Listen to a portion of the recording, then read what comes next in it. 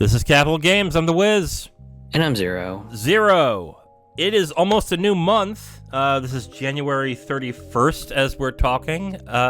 Almost a new month, so that means we got to go through the new releases of next month for February 2023. This is a stacked month, man. And this was the same last year too.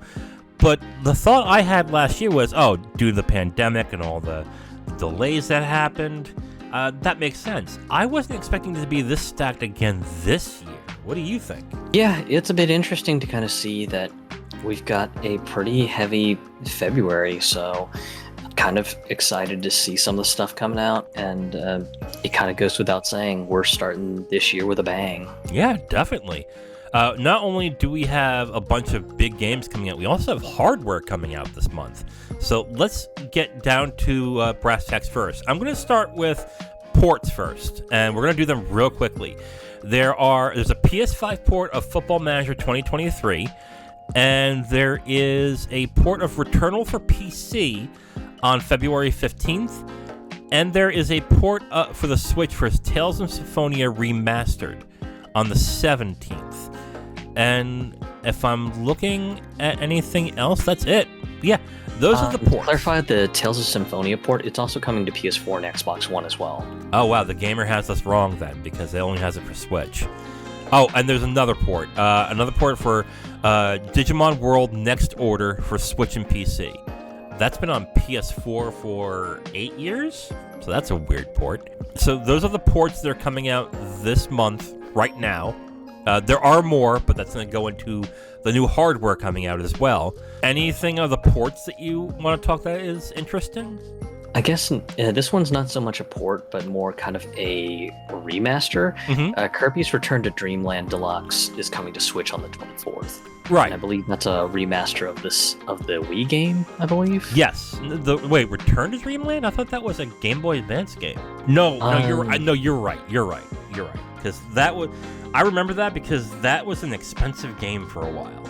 In my opinion, that's kind of one of those things that I kind of see as it's not exactly a port per se, but it is kind of like a remaster port-ish sort of a situation. Right, and I was going to keep it separate because it was kind of a remaster, but I get why. Yeah, but we can talk about it now. It's coming out February 24th. Kirby's last game was the Forbidden City, or was it the Forgotten City? I'm sorry. And that ended up doing pretty well, but I don't think I remember Star Allies didn't do so hot when it came to sales. Well, actually, no, that's not true. It did well. They wanted more from that sale. I don't think Return to Dreamland Deluxe will bring back the 2D Kirby's as to being popular again. So unless they do a lot of different things in it that I'm not expecting. But other than that, not too excited for that, really. Yeah, overall, it seems like a neat thing. I think it's great to see that it's coming out on Switch, considering how you just mentioned the fact that for a while it was really expensive on hard copy for Wii, especially because, well, in my opinion, I think it became a little bit of a collector's item. So yes, I'm always all for more accessibility for things that end up becoming, I guess you could say, collector's curiosities. So definitely happy to kind of see this one get another chance to be more widely accessible. And I agree with that, usually. With that specifically, the only issue that I would have is that it's $60. There's no reason that a 2D Kirby game needs to be $60 unless they add a bunch of new stuff to it. Like, that's still too expensive, but okay. Yeah. I forget what Nintendo mentioned, but I think that they said that this one is getting a bunch of quality of life stuff, so who knows. And Life is Strange 2 is coming to Switch on February 2nd. That's another one. Just so I don't miss that, but yeah. Those are the ports that are coming out this month. Let's start with the new games, and we're going to start with Deliver Us Mars, PS4, PS5, Xbox One, Xbox Series X and S, and PC. This is a survival game that is a sequel to Deliver Us the Moon. I don't know if you remember that game. I don't, unfortunately. I don't either. So this is going to be great for both of us on this one. I'm not a survival game fan. I know you kind of are, depending on the game, but Yeah. this really hasn't garnered my interest. I'm looking at images of it right now, and nothing is impressing me, really.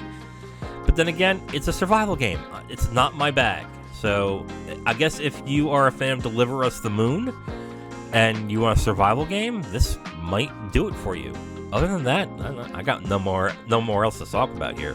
I unfortunately don't know too much on the game either, so I wouldn't be able to talk much on it myself. So let's just move on to the next one. February 10th, which I think is going to be the biggest game of not only of this month, but I think of the quarter.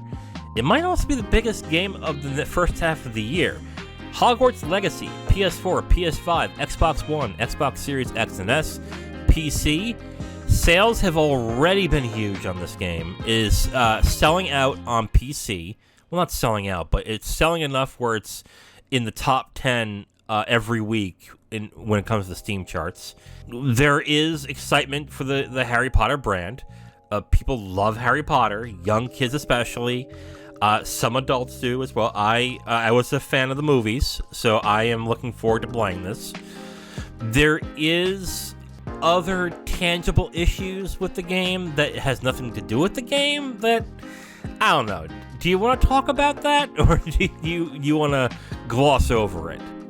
It's a bit on the political it's side, so it's a bit of a hot button topic. But just the only light touching I would really say is that for those who are wanting the game to be less popular, pro tip for you guys: don't talk about it. Bingo. Just what you're doing is the Streisand effect, and that's why it's getting so much attention, because everyone keeps opening their mouth and talking about it. And of course, what happens? It gets put back in the limelight. So you're basically doing free marketing for the game. So you want it? Do you want it to fail?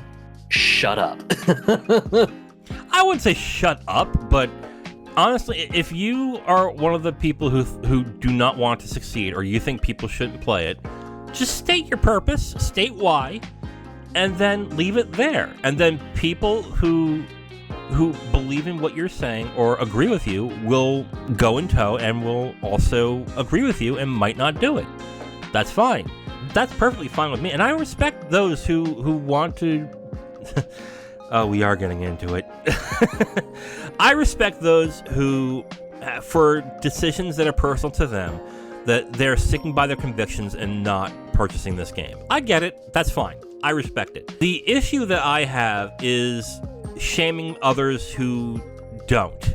That is where I'm like, yeah, you're defeating the you're really hurting yourself with that. So that's where I have the issue. But other than that, you're right. It's been a huge Streisand effect. It has led to the game not selling out again, having high sales on sites like Amazon, Steam. It is poised to be probably one of the best-selling games of this year. It might be the best-selling game of this year if Zelda does not come out this year, which I think Zelda is confirmed to come out this year. On that note, I mean, that's it, really. Like, I want to play it, but I am on a strict, I don't spend $60, $70 on a game diet. I just don't do it anymore. So I will wait until it drops in price, probably. But I am looking forward to it. I want to play it. And when I get the price that I want, I will probably snatch it at one point.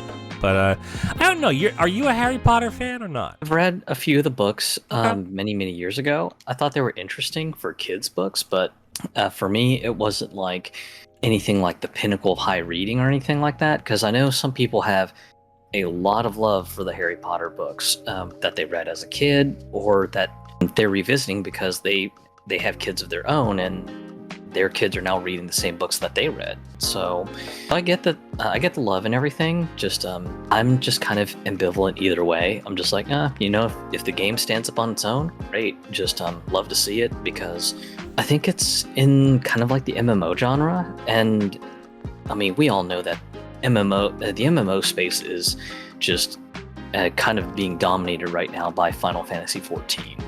It's not an MMO. I would say more along the lines of it's a Skyrim of sorts. Okay. Yeah, and that's a fair take, and I think Avalanche Studios is behind the game, so yeah, they've got a pretty good track record with games like Just Cause and stuff like that. So this sounds like this is just more stuff within their wheelhouse. So hopefully the game turns out as good as everyone's hoping it to be. Yeah, I do feel sorry for staff over at Avalanche because they're sort of caught up in the middle of this whole thing too. Right. And I think the directors had to come out and say, hey, just this has been one of our passion projects. We're a little bit dismayed to see, just this game being turned into a hot button topic. But, just at the same time, we understand just why things are doing it. But, please don't shame others into not playing or buying this game just because you choose not to, or something to that effect, I believe. Right. Yeah, that's really a bad place for those guys to be in. But the thing with me is the thing that will make me not buy this game is if the game sucks. Like, if the game's bad and it's not getting good reviews, I'm not touching it. Like, I'm not spending money on this. That's the only thing with me here. Other than that, it's gonna sell really well. I think this will be the biggest selling game of the month. I think it's probably of the quarter. I think it will be the biggest selling game. I'll be curiously watching it to see how it does, because I'm personally just kind of curious on just how it'll do, especially with just all the talk on the game, be it for better or for worse. Next one, February 14th, Valentine's Day. What better Valentine's game there is than Labyrinth of Galleria, The Moon Society, PS4, PS5, Switch, and PC. I think this is a sequel to Labyrinth of Coven. Have you heard of that game? Yes, I've played the prequel game. Kind of dark humor-ish. It's a bit old-fashioned. It's a dungeon crawler, so I mean, if you're kind of into dungeon crawler type games, then you'll probably have fun with this. But if you're not into that sort of thing, then this is probably going to be one to skip for you. I will say that the game does have, or the Labyrinth of Coven, I think, is a bit on the difficult side, because oh yeah, they're definitely. I know when I was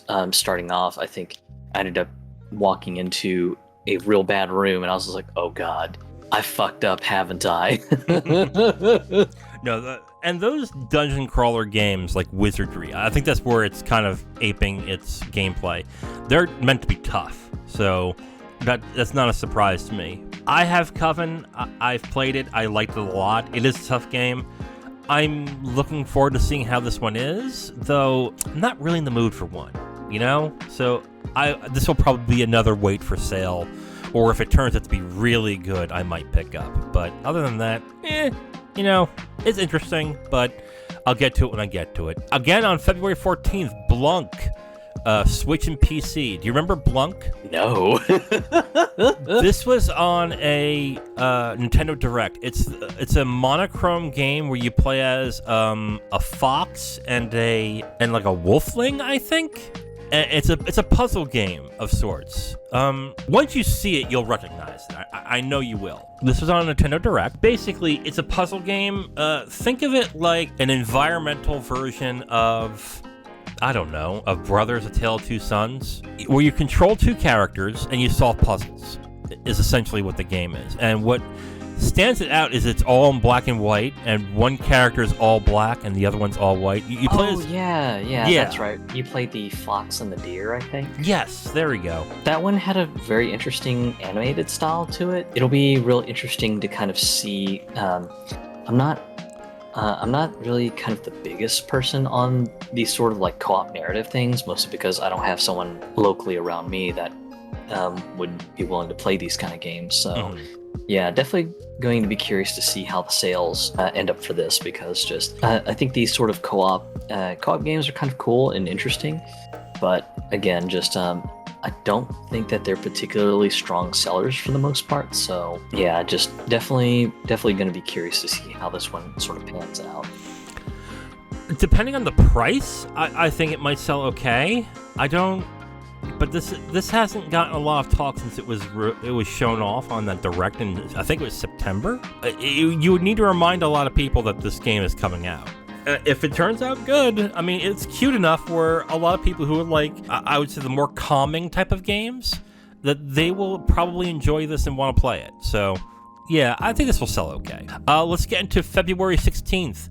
Theatrhythm, Final Bar Line, PS4, Switch. Why is this not coming out on PC? That I find weird. Square's always been really cagey about some things being able to arrive on PC and everything. Huh. Okay.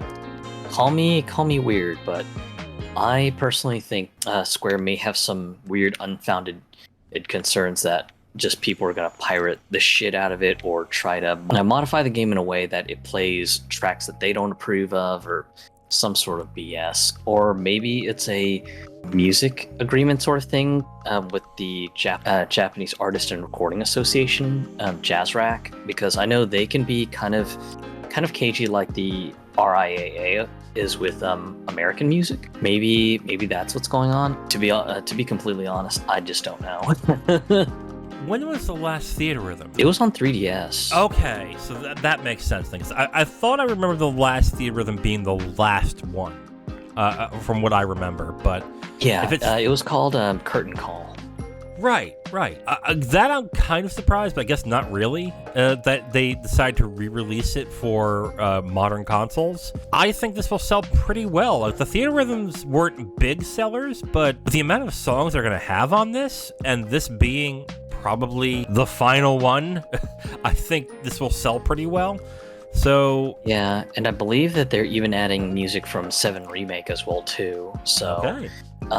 If you buy the deluxe version, then you also get the new songs that they're adding in via Season Pass. And I think the deluxe version is like $80 or $90 or something like that. It's a little pricey, a little bit spendy, but you know, if you're a person who absolutely adores Final Fantasy music, then you're probably gonna be excited enough to throw down some cash for this one. I think if you're a fan of that game and you kind of want to put your 3DS away, and that might be a bunch of people actually, you might want to pick this up. So that's Theatrhythm Final Bar Line, February 16th, PS4 and Switch. February 17th, something I think we both are interested in. Wild Hearts, PS5, Xbox Series X and S, and PC. No, oh wow, I didn't realize it's not in the older consoles.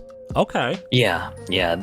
That was what shocked me during the initial announcement, that it was confirmed it is not going to 8th gen consoles, so PS4 and Xbox One will not be eligible to play this game. Ever since Monster Hunter World, I want new Monster Hunter-like games, and this does look interesting. I haven't heard much of preview coverage for this. Have you? Yeah, there was the preview event that they did, where it was just a short video of them posting, hey, so, you know, we're going to go into more on how the weapon mechanics work, and also here's kind of some more interesting demos on how the building element of this game works and everything. And it was showing, like, you know, you could build zip lines, you could build like vaulting platforms and all sorts of other stuff, but they didn't really elaborate too much on just how like this how the story is set up, or any sort of like really just interesting details that some people who might like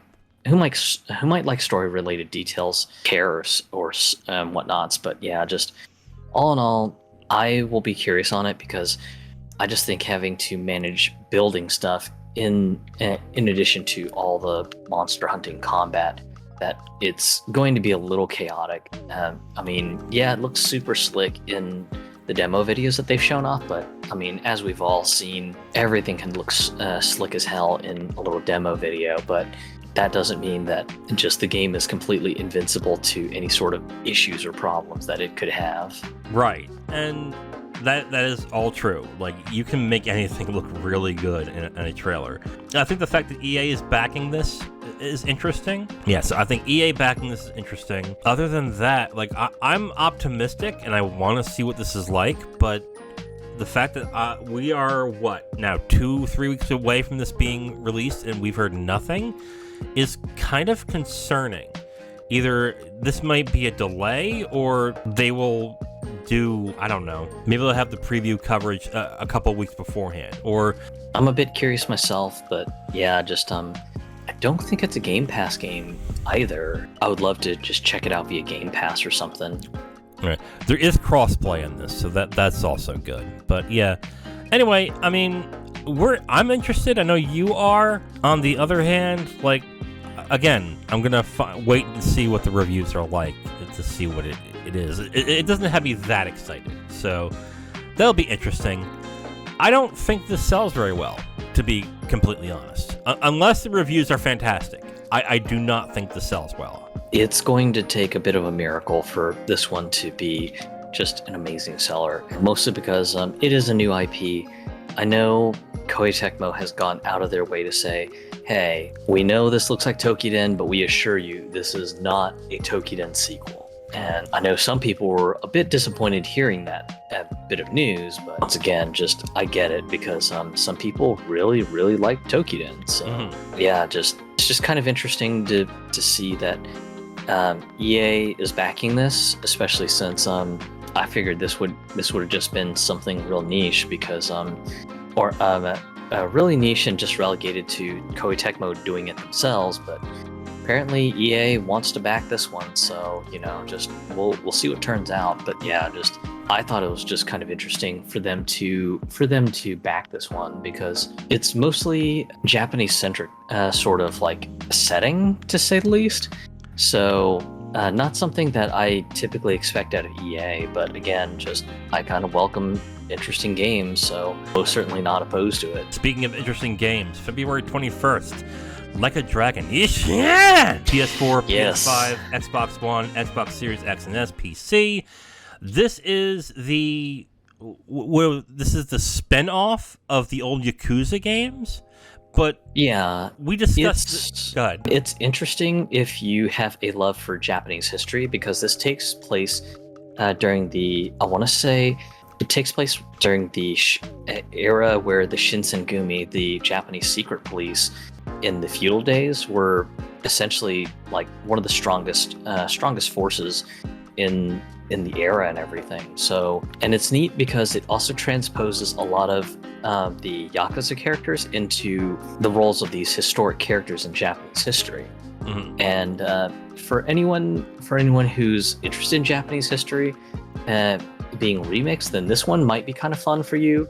If you're a Yakuza game fan in general, then this will be fantastic for you, because this will be the first time the game has been officially localized. Especially because of the fact that when it originally came out, it was a launch PS4 game. Sega basically had said, yeah, we honestly don't have any plans to translate this, so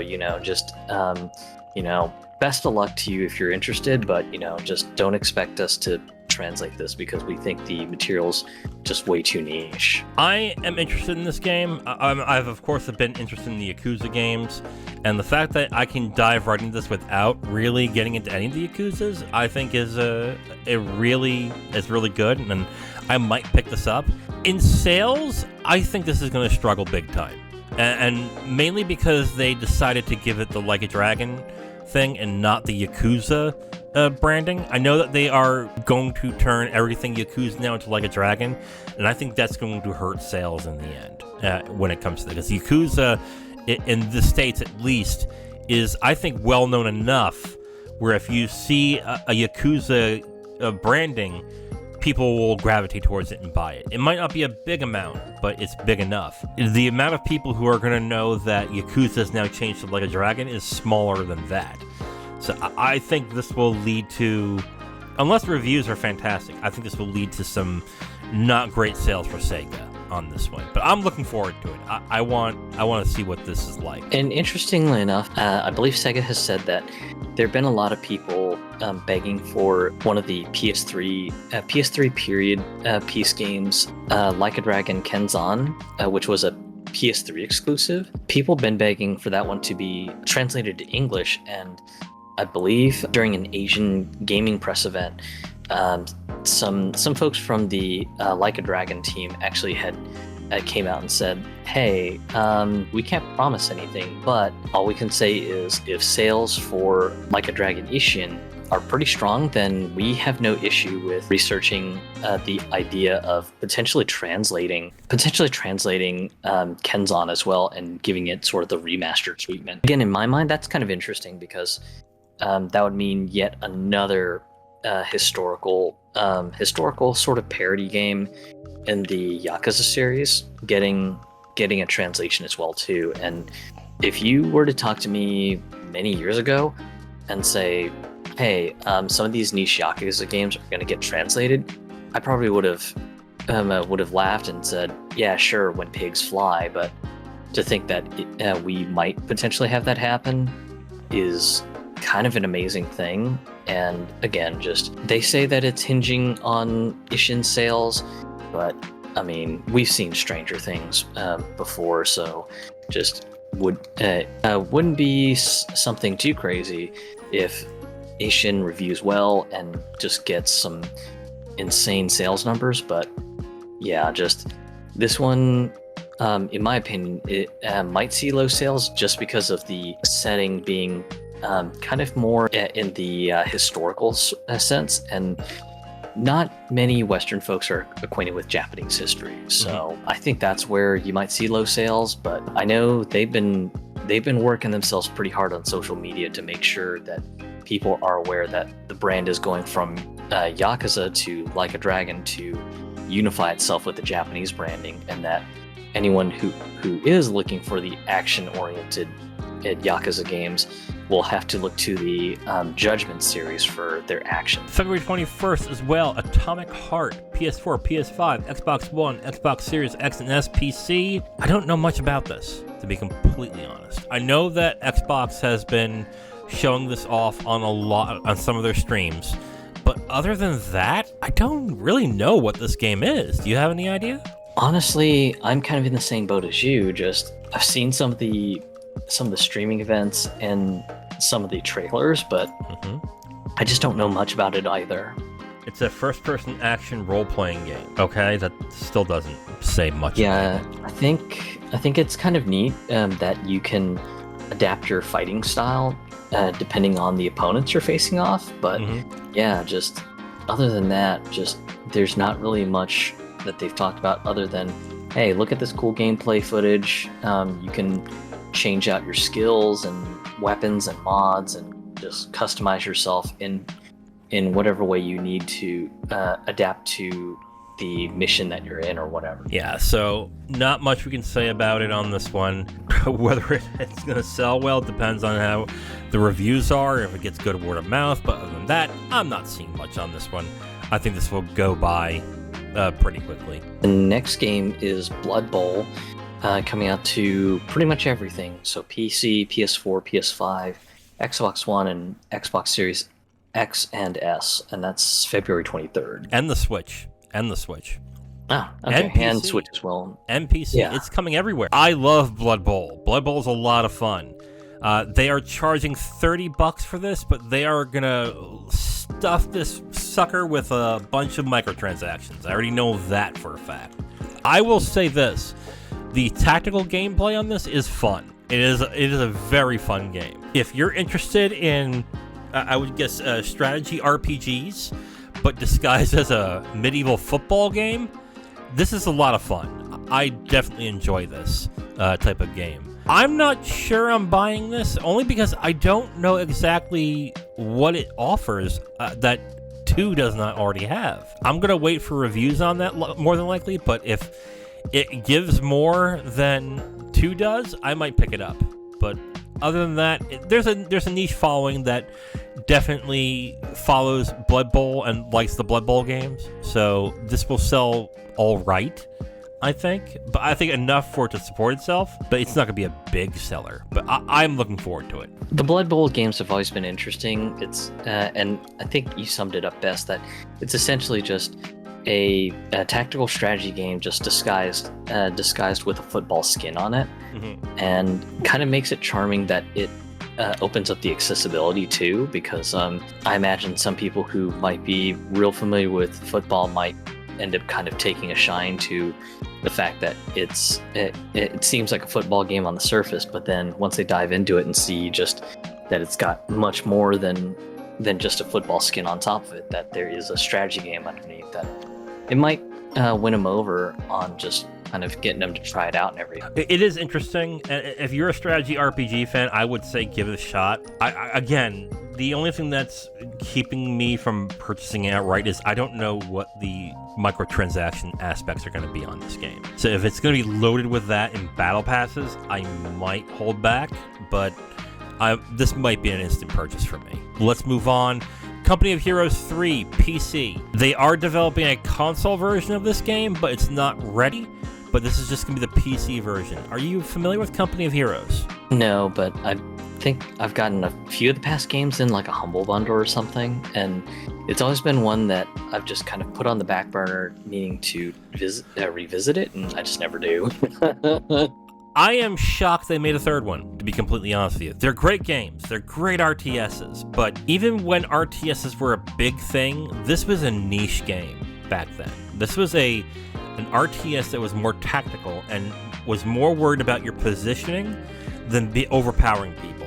The way that the games worked is you would have a finite amount of troops and you'd have to take missions on.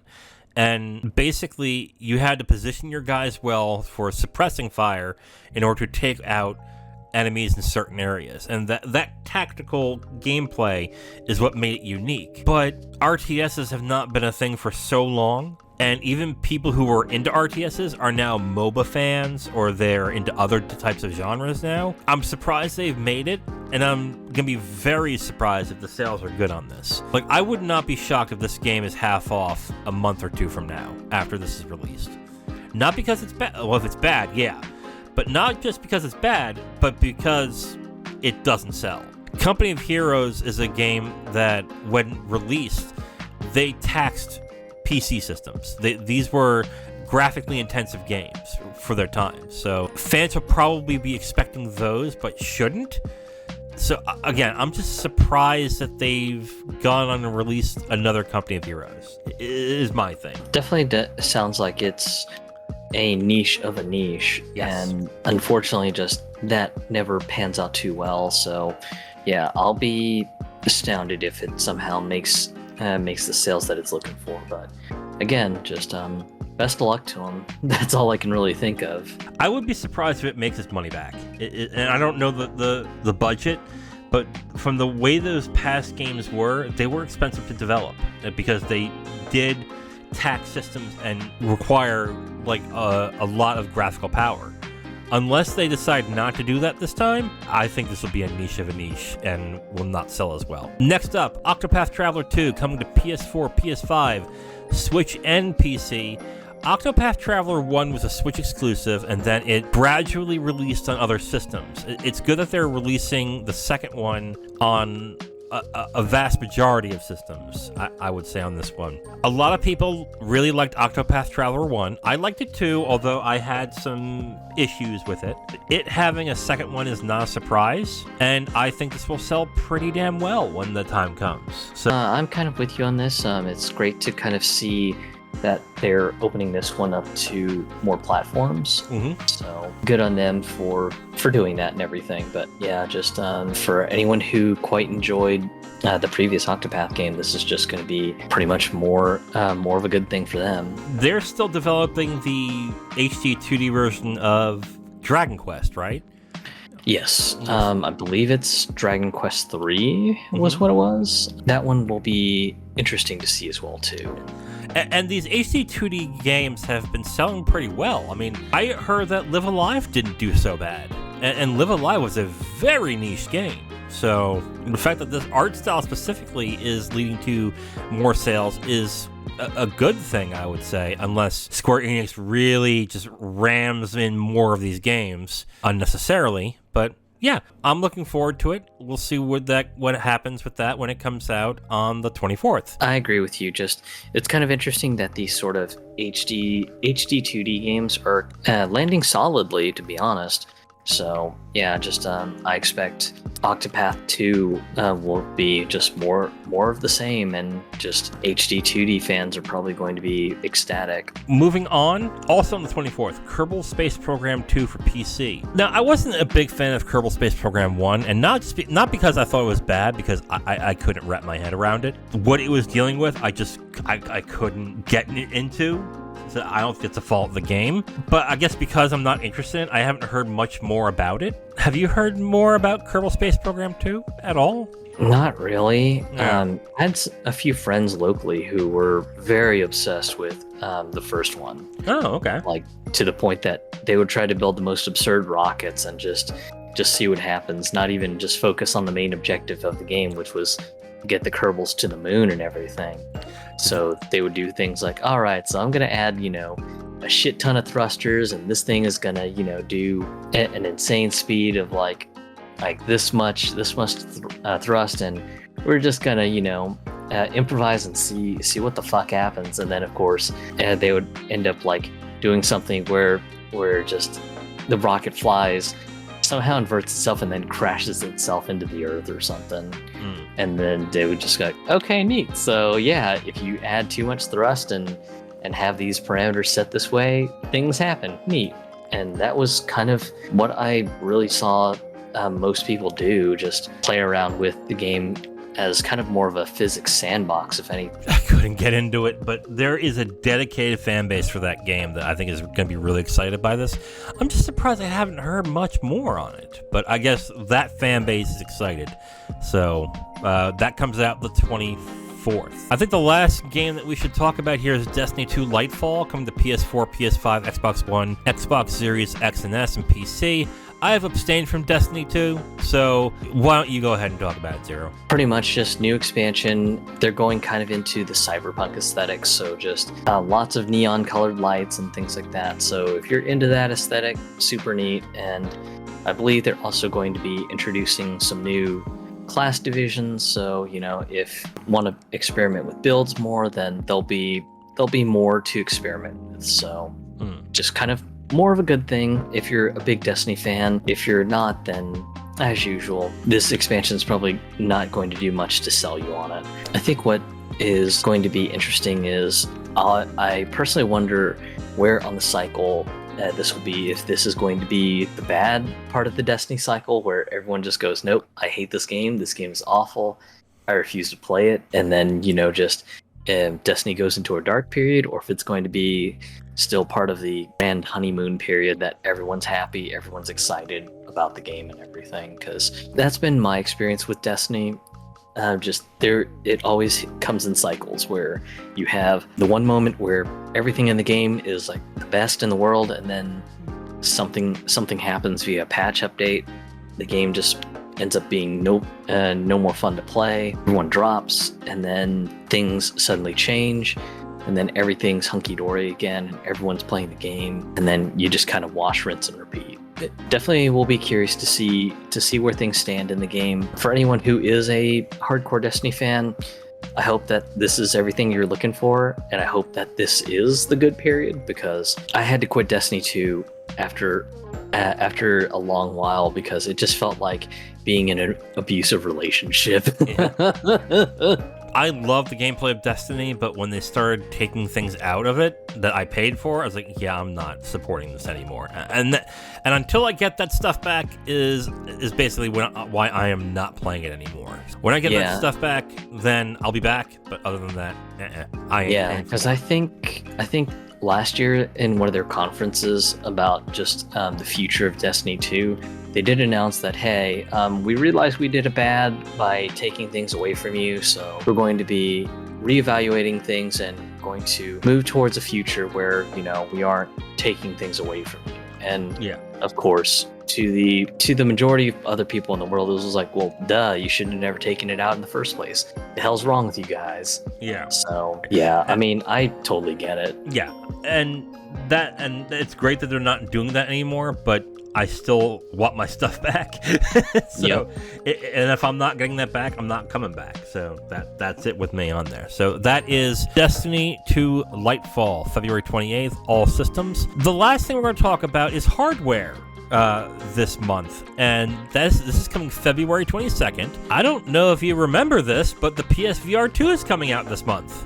Yeah, I still remember, especially since back in November I was getting pre-order emails from Sony saying, oh, wow. Hey, by the way, you're eligible to do a PSVR 2 pre-order, and we're basing it on the fact that, you have a PSVR 1 headset and you have quite a number of games in your PSN account. So yeah, we're doing this invitation because we'd love to invite you to try out PSVR 2 and,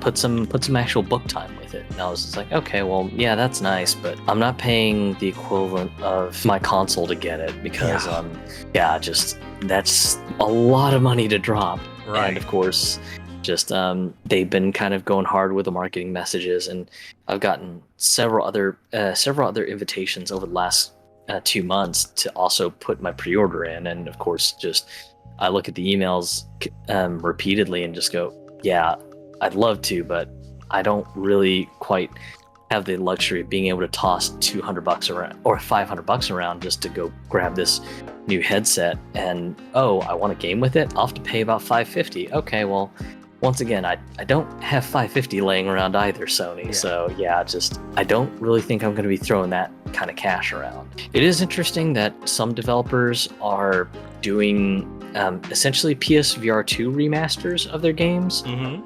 And from what I understand from seeing some of the games that are providing free upgrades, the only condition being you just need to run into your account and claim the game, is that Sony is leaving it up to the developer whether or not they want to provide a free upgrade path or not. So it's definitely going to depend on the developer if they go, oh yeah, sure, you can have a free upgrade, or if the developer's just like, we don't really make that many games, so we need all the revenue we can get. We're not offering free upgrades.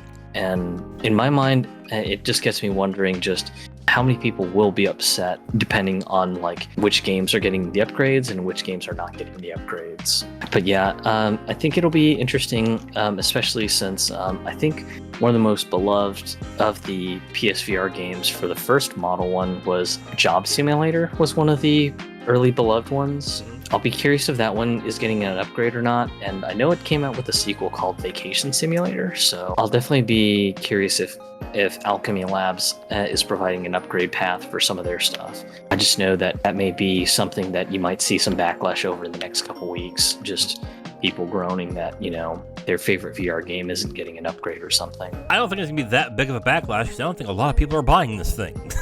No, I don't think that's gonna happen. I don't know if you heard the reports, but apparently Sony is slowing down production of the PSVR 2 because it didn't reach their projections. So it looks, at least from what it sounds like that they were trying to use their pre-orders as sort of a meter for projections, and Mm-hmm. I'm guessing maybe the pre-orders didn't hit their projections that they had internally. Yeah. So They cut their forecast in half. So wow, okay. yeah. So basically, they didn't sell as much as they thought they were going to. So now they are telling their stockholders that, expect half what we were expecting, which is bad. That's not good. Like, that is... I think what a lot of investors and a lot of analysts were saying is that the first run of PSVR 2 is going to sell pretty well, but unless they drop the price, that's all they're selling. And now it's looking like they're not going to sell well in their initial investment. So this is not good for Sony, but this is also something we saw coming, really, because the price of it is like outrageous for which is an accessory to a system that you need in order to play it. And I know some of you are like, I'm going to get a premium VR experience, and I have a PS5, so what's the big deal? It's like, yeah, you have a PS5. That's the big deal. What you want is for people to say, I want a VR experience, so I'll get the PSVR 2. Oh, wait, I have to spend another $550 in order to do this? Fuck that. No. And that is essentially what's going on, is that people are starting to realize, especially now that there are VR headsets out there that don't require an external PC or another system in order to run, which is the Meta Quest, right? And those are selling, they're selling well to a certain extent. People are going to expect that. And yes, I know you're getting more power in that VR headset, but it's not going to realize much sales. And it's starting to show earlier than I thought was going to be possible. Hearing the news that Sony has now basically told their stockholders, hey, maybe let's not get too excited about the potential sales of PSVR 2. That really changes a lot of things because, yeah, just like you said, cutting your sales expectation in half is definitely not a good sign. And it sounds like, kind of like what I mentioned just a little while ago, maybe the fact that the pre-orders were not clicked on hard enough is likely the issue. And I mean, hell, I'll confess that that's half the reason I didn't go and say, yeah, sure, let me go ahead and pre-order it, because yeah, just $500 for just the bare headset, or $550 to get the headset and a game. That's a lot of money. Yeah, that's insane. Especially when you need another piece of hardware in order to actually engage with the product. That is insane amounts of price. The only counterpoint that even makes maybe some sense, but even then it's kind of limited in the amount of sense it makes, is if you're someone who wants to get into VR but you don't have a VR gaming PC. And in that case scenario, then sure, maybe it makes sense, because at that point you're paying less than you would to have a hand-built PC with a Core i9-13900 KF and a GeForce RTX 4090 and everything. I mean, yeah, sure, you can pay less than $3,500 for like a hand-built PC with those premium parts, but even then, to get sort of that premium experience, then you would have to buy something like a Valve Index headset, and that's, I believe, another $1,000. So that's already like, at this point, $4,500 to get a very good VR experience. And maybe at that point you just go, okay, PS5 and a PSVR 2 at a grand total of a little over $1,000. Okay, yeah, sounds reasonable enough to me. But even then, that case scenario is still very limited to just certain types of people. The price is prohibitive, and the fact that you need extra hardware is prohibitive. And we're now looking at something where the most popular headset is not prohibitive at all. You just need the headset, and then you're good. Here's a question. When do you think they drop the price? Ooh, that's a good one.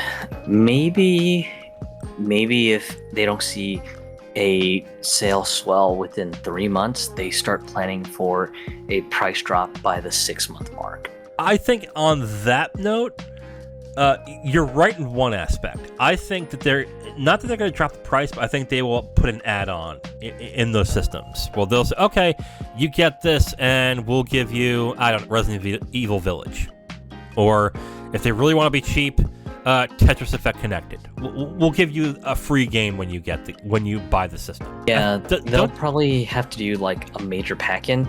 Actually, now that you mention it, maybe I could see something kind of like what Nintendo had to do for the 3DS with the Ambassador program, that anyone who is an early adopter ended up getting like a bunch of free digital-only stuff. So maybe that's what they do for early adopters of the PSVR 2. Maybe they just go, okay, well, to apologize that we really didn't have, the killer lineup we were hoping to have, because we have investors who are now gun shy. Let's just say that, we're just going to give you a whole bunch of game vouchers to say, hey, thank you for your support. Thanks for, jumping in on this. And then, I don't know, just maybe a little bit after that, they do a price drop, kind of like what happened with the 3DS. I think 6 months they'll do a pack-in.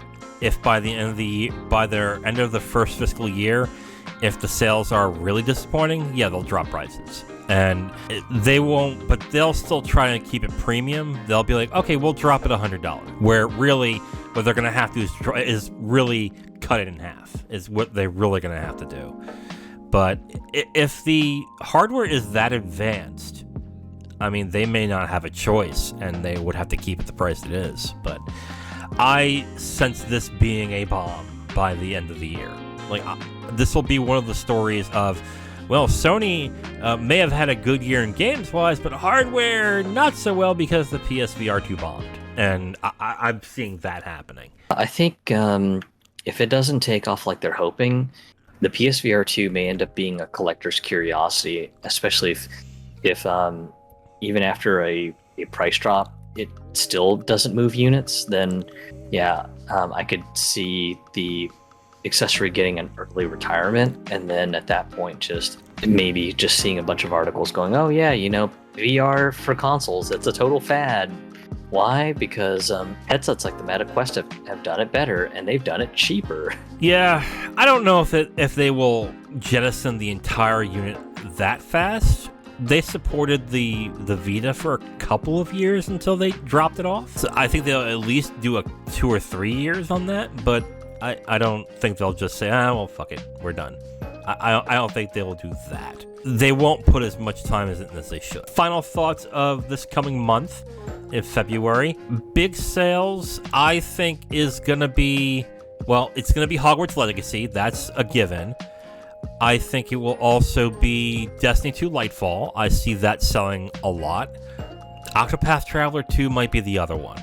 Hogwarts Legacy is definitely a gimme. That's just kind of obvious between how much it's being talked about, both in positive and negative lights. Just really no escaping that. I think Returnal will be interesting to see on PC, especially since there have been a lot of people who've been in the camp of, I'm just not interested in getting a PS5, so, I just simply don't care. And the fact that it's getting a PC port, I think, is going to allow people who probably would have never considered getting in on Returnal to have the opportunity to play it on PC. I think Housemarque did announce that it's going to have crossplay as well too, which is great since the game did get the co-op mode sometime late last year. So, and for anyone who's played Returnal, it can be a brutal game. Oh my god, yes, it is.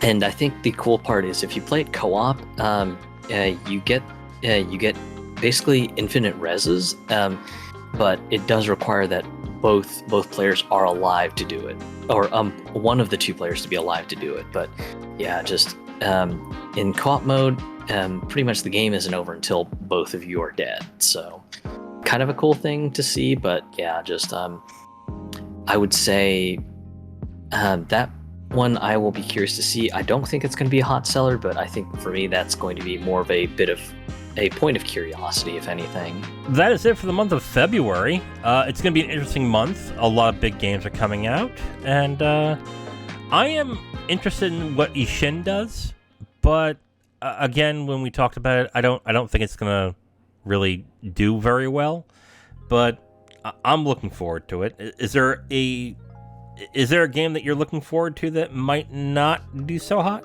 I don't think this one will be too strong of a seller, but I'll still be curious on sales numbers regardless.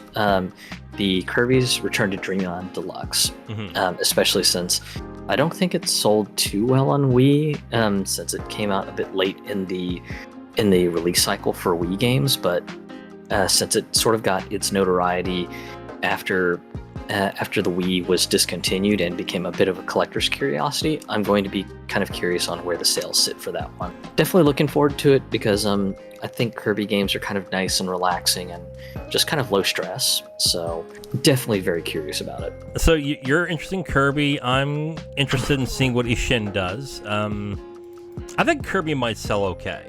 I think didn't Star Allies get like 1 million copies, but they were still kind of disappointed by it? I think so. Yeah. So that will sell fine. But all right, well, that is it for the new releases for this month, and that is it for this episode of Capital Games. Tune in next time where we discuss the going-ons and happenings of the video game industry. I am The Wiz. And I'm Zero. And we'll talk to you next time. Bye.